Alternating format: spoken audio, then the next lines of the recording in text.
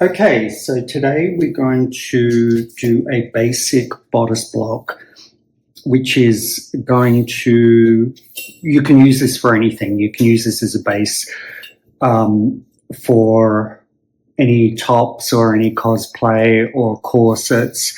And so we're just going to start by marking a straight line across the top here. To figure out the armhole, there's a formula that I like to use, making sure that everything matches up like so. And there's our front armhole, and now on the back. So for the dart measurement, we're going to use the last thing we're going to do is add our bust dart.